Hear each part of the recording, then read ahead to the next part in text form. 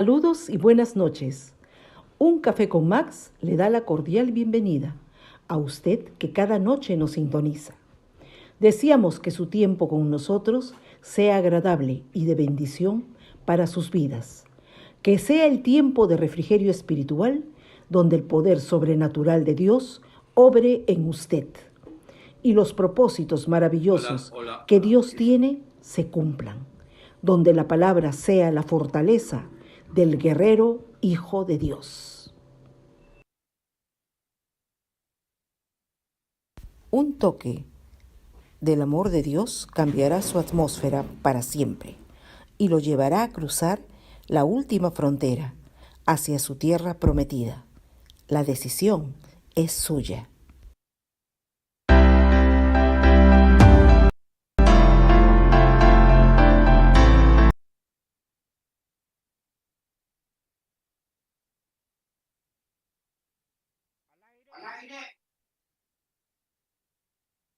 Hola familia, muy buenas noches. Por la gracia y por el favor de Dios estamos llegando a la edición 1364 y vamos adelante hacia la perfección. Es un privilegio, es un honor poder compartir con ustedes la poderosa, la preciosa, la indiscutible, la incontrastable palabra de Dios. La siempre viva palabra de Dios. Es una bendición, edifica nuestras vidas de una manera sobrenatural. Para Caleb y para mí son realmente de una enorme bendición cada uno de ustedes. Gracias por su amable sintonía. Muchas gracias. Que Dios los bendiga. Que Dios prospere sus vidas, su tiempo, porque lo que están haciendo ustedes, invirtiendo su tiempo al escuchar, al estudiar la palabra juntamente con nosotros, están abriendo las puertas de la bendición para sus hogares. Amén. El título de esta noche es La matemática de Dios, así lo hemos titulado, la matemática de Dios, ¿no? Isaías 40:29 dice, Él da esfuerzo al cansado y multiplica las fuerzas al que no tiene ninguna. Voy a repetir el pasaje, probablemente ustedes lo han leído, lo han escuchado alguna vez, aun cuando parezca una incongruencia, pero voy a repetirlo. Él da esfuerzo al cansado y multiplica las fuerzas al que no tiene ninguna. Este pasaje, como dije, parece un tema así incongruente, ¿no? Un sinsentido, un contrasentido en todo caso, fuera de toda lógica humana. ¿Cómo es posible? ¿No? ¿Cómo puede ser esto, hermano? Que él da esfuerzo al cansado y multiplica las fuerzas al que no tiene ninguna, al que está en nada, al que está en cero, al que llegó al cero, a la nada, ¿no? Entonces, mis hermanos, está fuera de toda lógica humana, obviamente. La palabra de Dios escapa a nuestro sentido común, escapa a nuestro humilde razonamiento, está muy por encima de lo que nosotros podemos evaluar o de alguna manera hacer un análisis estadístico de esto. No hay forma, no hay forma, ¿no? Pienso que este pasaje que está fuera de toda lógica humana, es más bien la revelación de un principio divino, que si tú logras entenderlo en esta noche, tu fe se va a incrementar. De verdad. Cuando yo meditaba, estudiaba esto para compartirlo con ustedes, y yo decía, qué tremendo. Y confío en Dios que esta palabra pueda ser de mucha bendición en esta noche para edificar, para incrementar la fe en ustedes. Acá dice que Dios va a multiplicar las fuerzas de alguien que no tiene nada, que llegó a cero, a la foja cero, ¿no? Que está súper cansado y que no tiene nada de fuerzas. Está hablando de alguien que está en nada, que no tiene ánimos para levantar un brazo, que ya para él ya fue. ¿Cómo puede Dios multiplicar algo que no existe? No tiene fuerza, está cansado, está esteado hasta el mango. Entonces, ¿cómo puede ser eso que Dios puede multiplicar, engrandecer, magnificar algo que no existe? Él es Dios, Él es soberano, Él es todopoderoso. Él es el que llama a las cosas que no son como si fueran. No existe nada difícil para Él. No existe nada imposible para Él. No hay nada que pueda pararse en su presencia, si acaso el Señor no lo quiere. No estaríamos aquí 1364 noches si el Señor no lo quisiera. Queremos entender que si hoy estamos aquí es solo por la gracia de Dios, porque está potenciando mi nada para poder continuar en esta misión. Hermanos amados, esa es la verdad. Esa es la verdad. Todo se lo debo a Él. Cada noche al terminar le digo, gracias Señor, fuiste tú, Señor, no fui yo. Siempre fuiste tú, Señor. Porque no hay de otra manera. De verdad que no hay otra forma. Ahora, mis hermanos, entendemos de que para nuestro Señor no existe nada difícil, nada imposible. Él todo lo puede. Ayer estábamos en una cena que Pastor César nos invitó por el cumpleaños de Caleb y hablamos de varias cosas, ¿no? Y entre ellas decíamos, ¿cómo puede ser posible que hemos llegado a 1364 noches? Y entonces le dije, pues si el Señor no pudo hacer hablar a la burra de Balaam, pues ¿cómo no podría usarme a mí? ¿O cómo no podría usarlo a usted? Y Pastor César en su prédica de ayer, él dijo algo interesante. Hay personas, hay seres humanos que solo van a aceptar a Jesucristo como su Señor y Salvador cuando usted lo comparta. Eso me movió el piso, me tocó ayer escuchando ese mensaje. ¿No? Porque hay personas, hay familias que no van a ir a una iglesia, que no van a ver un programa cristiano, que no van a entrar a un café con Max, no van a escuchar la palabra. Pero sí, probablemente tenga contacto con usted, que sea parte de, no sé, de la dinámica de su vida, de usted en el teatro, en el club, o en su centro de trabajo, o es su vecino, o es su familiar cercano, pero no va a ningún lado, es un escéptico. Usted es la persona indicada para que esa otra persona sea salva. Al escuchar anoche, o mejor dicho, ayer en la tarde, ese mensaje de Pastor César, me me movió de verdad. Y debo suponer que está moviéndolo a usted. Porque probablemente hayan familias de ustedes que nunca vean este programa o nunca vean un programa cristiano o nunca tengan un pastor de amigo, de consejero, pero lo tiene usted. Y usted es esa persona llamada, esa persona indicada para poder compartir las buenas nuevas de salvación. Decirle que Jesucristo no solamente es el mensaje, sino que es la verdad. Él es la vida. Él es el camino. Es el único camino al Padre, que no hay otro, que no existe otra forma de alcanzar la gracia de Dios, de alcanzar el reino de Dios, sino solo a través de nuestro Señor Jesucristo. Ahora, lo que entendemos de este pasaje leído, acá en Isaías, ¿no? Es que se tiene que acabar tus fuerzas, que tienes que estar súper cansado y que lo hayas perdido todo, que no tengas nada. Es decir, que estés en cero, cero de cero, ¿no? Entonces, es entonces cuando Dios prepara o te prepara para multiplicarlo todo. Hay momentos en que se tiene que acabar tus fuerzas para que las fuerzas de Dios se multipliquen en ti. Cuando uno dice, es que ya no puedo más. Esto es más de lo que yo puedo soportar, es más de lo que puedo tolerar.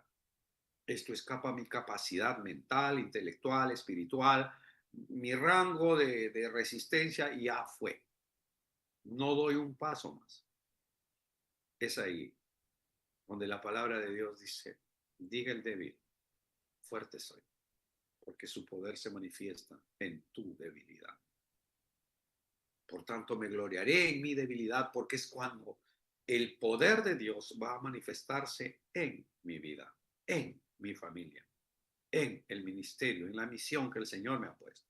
Diga el débil, fuerte soy, y manifiesta será la gloria de Dios en su vida. Es interesante saber que si estás en una situación complicada, que por ahí que lo estés, económica, social, espiritual, no sé, de salud.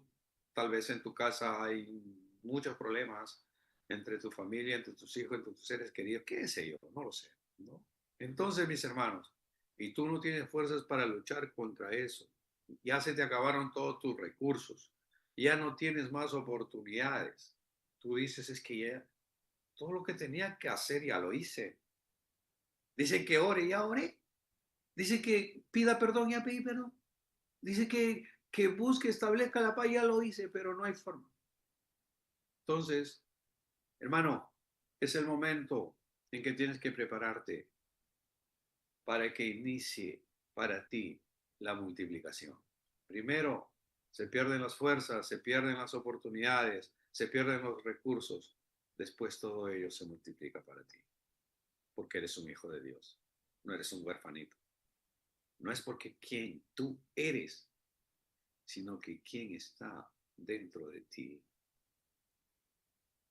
No es quién eres, es quien está dentro de ti. Tú sigues siendo un vaso de barro.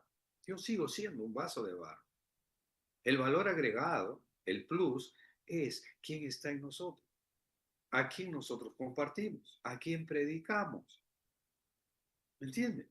Predicamos a Jesucristo nuestro Señor. Es la riqueza espiritual que nosotros tenemos. Y el Señor nos dijo que nosotros sois el templo del Espíritu Santo. Somos templo del Espíritu Santo. El Señor no vive en templos hechos de lujo, en templos de lujo, en templos barrocos, ¿no? En esas grandes construcciones, catedrales, iglesias, sinagogas. No, no vive ahí. No vive en templos hechos por manos de hombre. Él vive en ti. Pues el apóstol Pablo pudo decir con toda autoridad, ya no vivo yo, mas Cristo vive en mí. Con Cristo estoy juntamente crucificado y ya no vivo yo. Es lo que dijo el apóstol Pablo. Llegó a ese nivel espiritual, a esa riqueza espiritual de decir, yo ya no soy nada, no existe, ya fui. El que ustedes ven es Cristo, está viviendo. Tengo que recordarles también que antes que venga la bendición sobrenatural para usted, para su familia, ¿no? Va a haber dificultades, va a haber escasez, va a haber cansancio. Y si tú estás en una situación como esta, prepárate porque viene para ti la bendición como un tsunami. Interesante, ¿verdad? Hermanos, usted sabe lo que es un tsunami. Un tsunami es una fuerza, no es un evento que sucede de que el mar se aleja de la orilla, se va mar adentro, ¿entiende? Se retira. Pero cuando usted vea que el mar se aleja de la orilla, es el momento en que usted tiene que largarse de allí. Porque en unos minutos, ¿no? En unos instantes, ese mar va a regresar con tanta fuerza inusitada que lo va a inundar todo. Eso es un tsunami. Entonces, hermano, existe un tsunami, obviamente destructivo, que es un tsunami natural de la naturaleza, pero hay un tsunami espiritual que muchas veces aleja de ti la comodidad, aleja de ti los buenos sueldos, aleja de ti la tranquilidad, la paz y muchas veces hasta la salud, para que venga un tsunami espiritual reconfortante, un refrigerio espiritual que te hará olvidar todo lo pasado, que te llevará a un nivel espiritual mucho más alto. Entonces, mis hermanos, existe la diferencia entre un tsunami natural que trae destrucción y un tsunami de bendición que es el que viene para ti. Si acaso estás atravesando una situación complicada ahora, porque el Señor se manifiesta en esas situaciones con mucha frecuencia. El punto es el siguiente, que antes de que se dé un milagro de provisión, tiene que haber escasez. ¿Me entienden? Si no, no es milagro. Que antes de que se dé un milagro de sanidad, tiene que haber enfermedad. Si no hay enfermos, si no estás enfermo, entonces ¿de qué sanidad hablamos? ¿Estamos viviendo en salud? Sí, pero no estamos en una sanidad porque estamos sanos, ¿no? Entonces, antes que haya un milagro de sanidad, tiene que haber enfermedad. que antes que haya un milagro creativo, tiene que haber destrucción. Antes que seas llenado de la gloria de Dios, tiene que haber un vacío dentro de ti. Es decir, tú tienes que vaciarte todo ese archivo, ¿no? Toda esa información que tienes dentro de ti, tienes que sacarlo. ¿Para qué? Para que el Señor gloriosamente pueda llenar ese vacío con revelaciones espirituales que te van a ayudar en tu vida. Antes, mis hermanos, de que se dé una resurrección, tiene que haber un muerto. ¿Me entienden? O sea, tiene que haber un motivo, una razón, una causa, efecto. Fíjese lo que dice Ezequiel 36:36. Aquí, este pasaje, el profeta Ezequiel está hablando de la nación, del pueblo de Israel. Aquí dice lo siguiente, se los leo. Dice Ezequiel 36:36.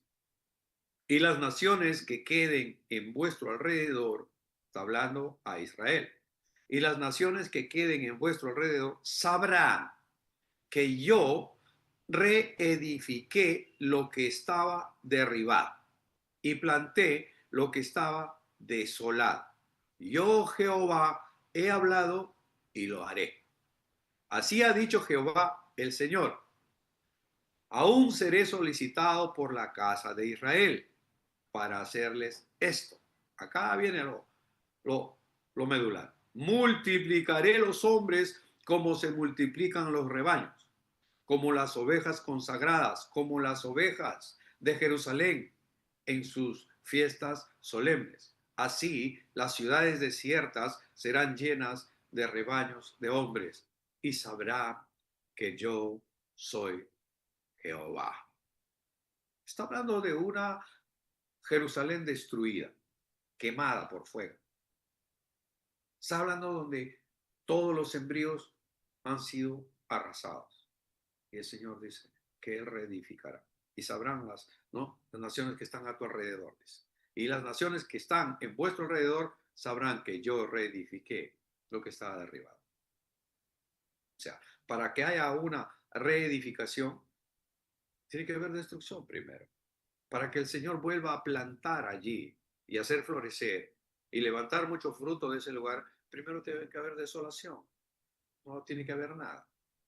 ¿Y qué dice? Multiplicaré los hombres como se multiplican los rebaños, como las ovejas consagradas, como las ovejas de Jerusalén en sus fiestas solemnes. Así las ciudades desiertas serán llenas de rebaños de hombres y sabrán que yo soy Jehová. Por si no lo notaste, este pasaje dice que Dios permitió la desolación para traer la multiplicación. Él permitió la desolación de Israel. Él lo permitió. ¿Para qué? Para traer multiplicación a ese lugar. Para hacer resplandecer su gloria. Para establecer su reino. Dios permitió que las ciudades sean destruidas para poder reedificarlas. Dios permitió que los sembríos sean arrancados para luego hacerlos florecer. En otras palabras, podríamos decir que Dios resta para multiplicar. Por eso que pusimos la matemática de Dios. Aquí es donde, cuando estás atravesando, hermano, yo conozco muchos creyentes, muchos hermanos que el Señor ha permitido que yo conociera durante mi vida, que han atravesado situaciones muy complejas, muy difíciles, ¿no? Y cuando están en esa situación, dice, pero si yo estoy sirviendo al Señor, pero si yo estoy congregando, pero si yo estoy siendo bueno con mi esposa, con mis hijos, ¿por qué tiene que pasarme esto? ¿Por qué lo de allí, lo de acá o qué sé? Y se cuestionan. Es precisamente en ese momento donde el enemigo te dice, lo que pasa es que tu Dios te abandonó con otros. El Señor está contigo, no. A otros sanó, a ti no te sana. ¿No? A otros prosperó, tú estás en escasez, estás en miseria. El enemigo va a venir y va a soplarte al oído, va a saltar acá a tu hombro y te va a comenzar a meter letra. Ahí es donde tú tienes que establecer a quién le escuchas, cuál es el propósito finalmente, a dónde vas a llegar, ¿no? En el Antiguo Testamento, mis hermanos, encontramos a Gedeón. Gedeón era un hombre timorato, un hombre débil, un hombre pusolánime, ¿no? Pero que el Dios Todopoderoso lo levanta, lo llama. Él va, él está recogiendo parte del sembrío de Israel porque iban a venir los ismaelitas y se robaban toda la cosecha y se lo llevaban y le dejaban al hambre a Israel. Entonces él en la noche va y comienza a coger algunas espigas y lo escondía debajo de la tierra, hacía hueco, lo tapaba ahí para que cuando vengan los ismaelitas no se roben todo eso. Es entonces donde el Señor se le aparece por atrás y le dice, varón esforzado. Gedeón sabía que él estaba solo. ¿Qué? Voltea y dice, ¿perdón? ¿Qué? ¿What? Y el Señor le dice, varón esforzado. Le dice, pero Señor, yo no soy esforzado, no soy valiente, soy el último de la tribu de Efraín, yo soy el más pequeño, el más timorato. ¿Cómo? Pero el Señor estaba hablando de lo que él iba a hacer en Gedeón. Y le dice, tú vas a liberar a mi pueblo de todos sus enemigos. ¿Cómo? Pues yo no soy militar, yo no tengo ejército.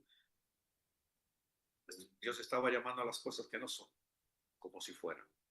Entonces, finalmente, él toma el control, tiene 32,000 soldados, hombres armados, ¿no? Listos para la batalla y estaban listos para salir a la guerra ya, con 32,000 hombres, a un enemigo que era mucho más grande que ellos, ¿me entiende? A unos enemigos mucho más poderosos que ellos, mucho más poderosos que los 32,000. Es decir, le faltaba gente a los 32,000. Pero el Señor dice, no, no, no, un momentito, Gedeón. Mucha gente está yendo contigo. De los 32,000, mis hermanos, está en la palabra, solamente cogió 300. Es una historia interesante. Les dijo primero, a los que quieran irse a su casa, no quieran ir a la guerra, pueden irse. Y una cantidad se fue, regresó a Jerusalén. Y después a los otros todavía quedaba una gran cantidad, como 12,000 o algo así. El Señor dijo, todavía son demasiados, llévalos al río, hazlos beber agua. Y a los que toman el agua así como perritos lamiendo desde el, ¿no? A esos sepáramelos. Y de esos fueron 300. Dijo, con estos 300 es suficiente. Es lo que dijo el Señor, la matemática de Dios. Interesante. Si con 32,000 iba a ser difícil hacer frente a todos sus enemigos, imagínense con 300. Pero, pero, el Señor estaba seguro que le daría la victoria con esos 300 hombres. Ustedes ya saben, conocen la historia de Gedeón. Maravilloso. Con esos 300 hombres creó el pánico entre sus enemigos y entre ellos se mataron 185,000 muertitos en una sola noche. Entre ellos se llenaron de pánico, de horror, de pavor, de espanto, de susto y entre ellos sus enemigos se mataron. Y los 300 ni siquiera sacaron su espada. Eso es tremendo, ¿verdad? Eso es realmente maravilloso. Ahora, el Señor les dio esa victoria. ¿Para qué? Para que sea evidente, auténtica, que no quede ninguna duda de que fue Él, Jehová de los ejércitos, el que dio esa victoria frente a sus enemigos. Qué rico, ¿verdad? Qué interesante. Ahora, vamos a ver a Abraham. A Abraham, Dios le hizo esperar hasta que tuviera 100 años y su esposa que tuviera 90 para cumplir su promesa. ¿Cuál era la promesa? Que le iba a dar un hijo, ¿no? A su hijo Isaac. Es decir, Dios le restó 100 años a Abraham para darle virilidad suficiente para poder tener un hijo. Y que de ese hijo Isaac naciera Jacob. Y que ese Jacob, que Dios le cambia de nombre y le pone Israel, ahora la nación más poderosa y bendecida de la tierra. Sí, como lo escucha, Israel es la nación más poderosa y bendecida de esta tierra aquí y ahora.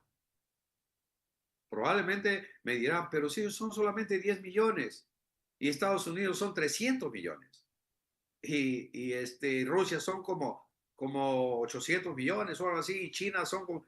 Pero Israel es la nación más poderosa de esta tierra, porque el Dios de Israel es Jehová de los ejércitos. ¿Ah? Y hay un pacto entre Abraham y Dios, mejor dicho, entre Dios y Abraham, que él cuidará de ese pueblo. Y no importa si se levantan todas las naciones, Irán, Rusia, China, Corea, y quieran desaparecer a Israel, como es el propósito de todos los musulmanes, que desaparezca Israel. No lo van a conseguir, no lo van a lograr, porque Jehová de los ejércitos es el Dios de Israel.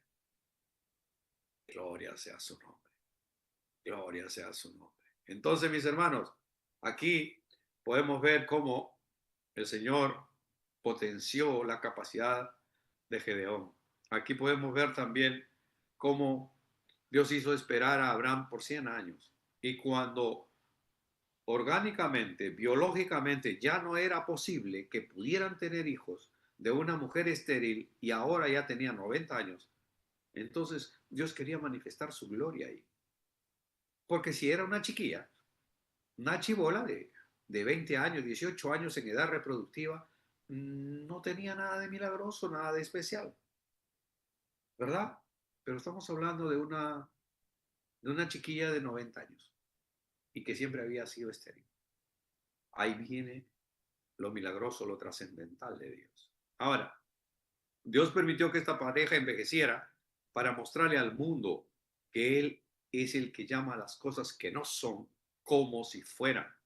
Que aunque las leyes y las fuerzas de la naturaleza estén en su contra, Él hace que esas fuerzas y leyes de la naturaleza le obedezcan a Él, porque Él fue el que creó las leyes y las fuerzas de la naturaleza.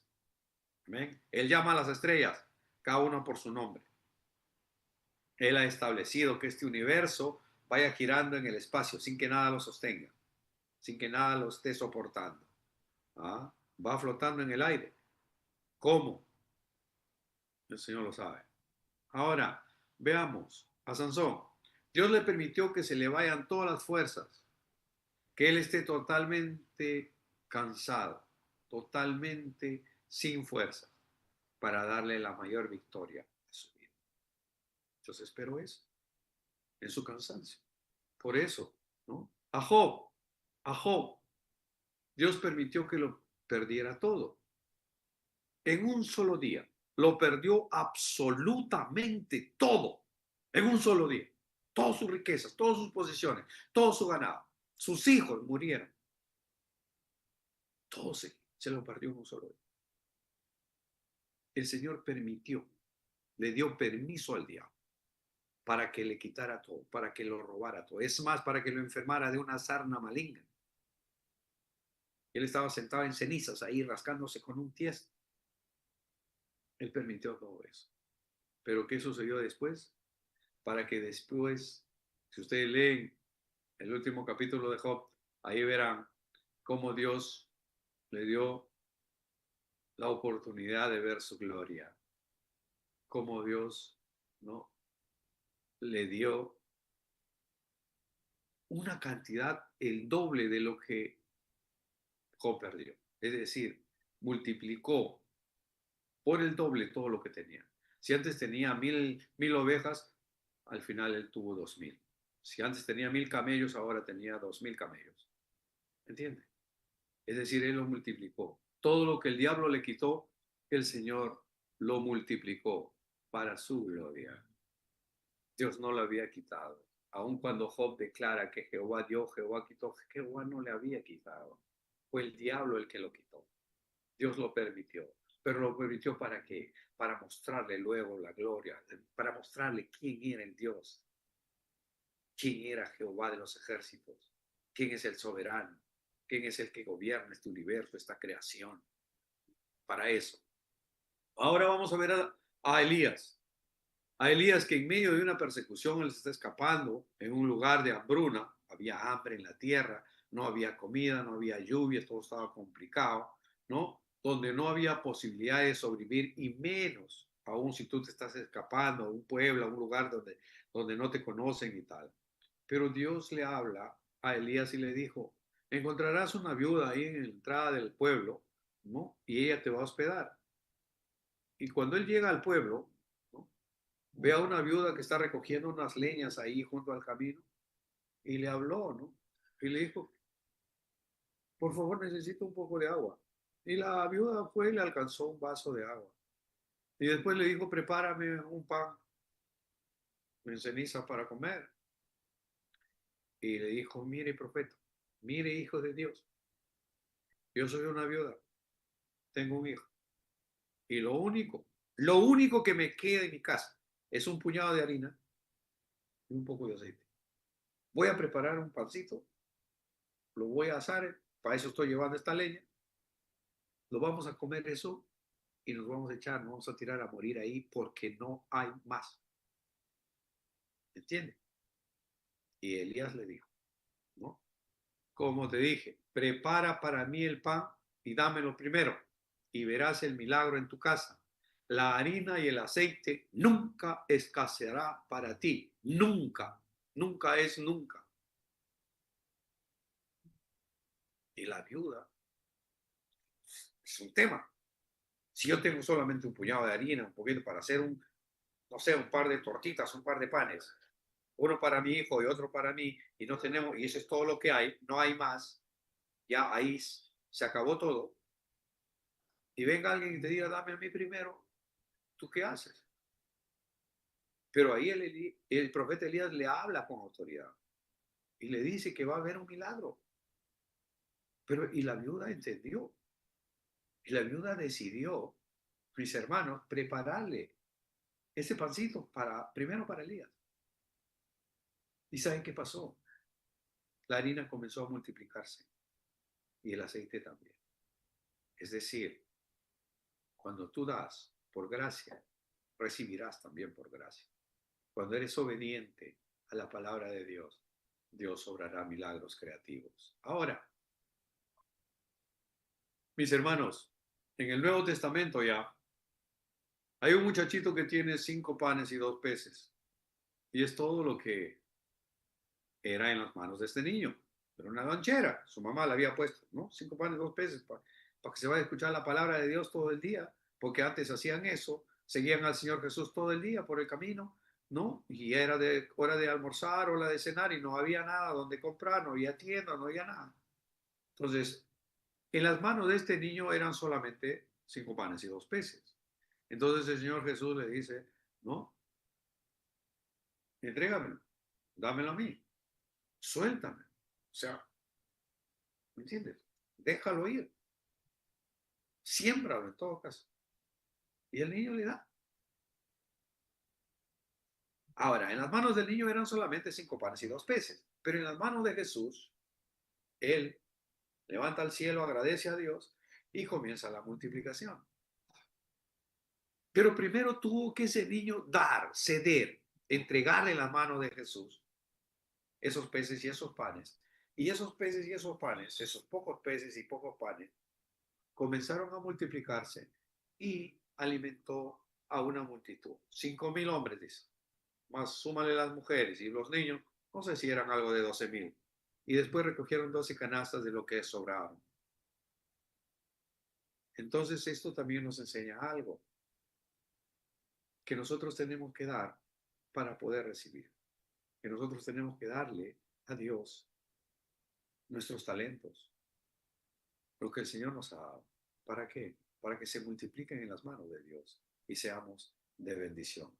Acá en la ilustración de este milagro, restaron la lonchera del niño, ahora esos panes en las manos de nuestro Señor, ¿no? Es que se produce el milagro de la multiplicación y alimentó a toda una multitud. Pablo, el apóstol Pablo, lo pierde todo para ganarlo todo. Mateo 19:29 dice, Mateo 29:19, y cualquiera que haya dejado casas, o hermanos, o hermanas, o padre, o madre, o mujer, o hijos, o tierras, por mi nombre, recibirá 100 veces más y heredará la vida eterna. Es la matemática de Dios. Solo Dios puede hacer eso. ¿Qué dice que recibirá?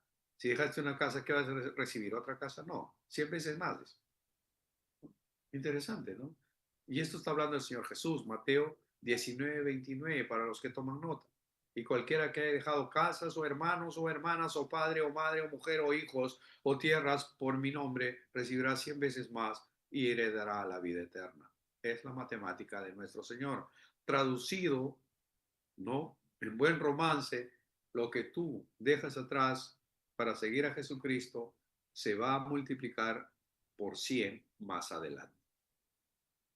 Vamos a otro pasaje que va a reforzar lo que nosotros estamos compartiendo en esta noche. Juan 12:24 dice, de cierto os digo, que si el grano de trigo no cae en tierra y muere, queda solo, pero si muere, lleva mucho fruto. Repito el pasaje, Juan 12:24, de cierto os digo, está hablando el Señor Jesús, que si el grano de trigo no cae en la tierra y muere, queda solo, pero si muere, lleva mucho fruto. Por ejemplo, acá yo tengo un frasco y en este frasco tengo garbanzo.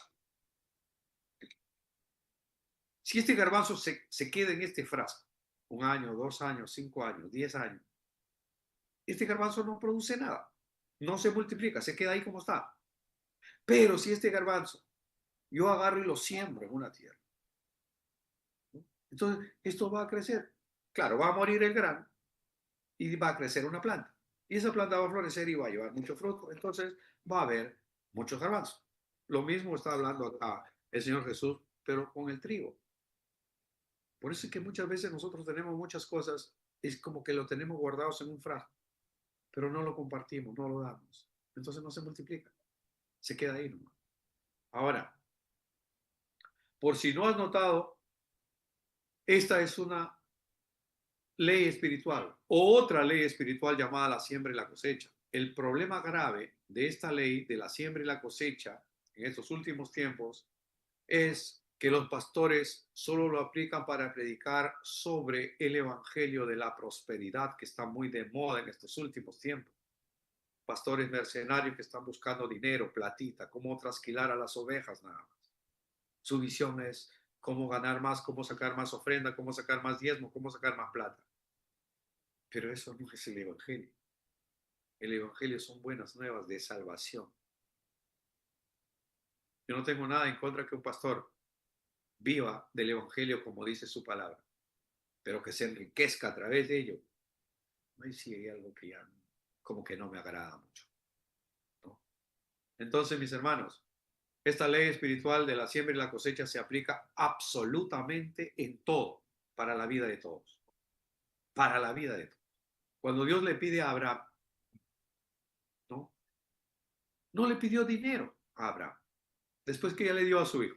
Pasaron 100 años, le da un hijo, ya tiene el hijo de la promesa, Isaac ya está con ellos, ¿no? Son felices, ¿no? Sarita y Abraham con su Isaac ahí. ¿Y sabe qué le pide Dios? Entrégame a tu hijo. Uy, ¿qué? Entrégame a tu hijo. Entonces Abraham le entregó a su hijo. Ustedes ya conocen la historia.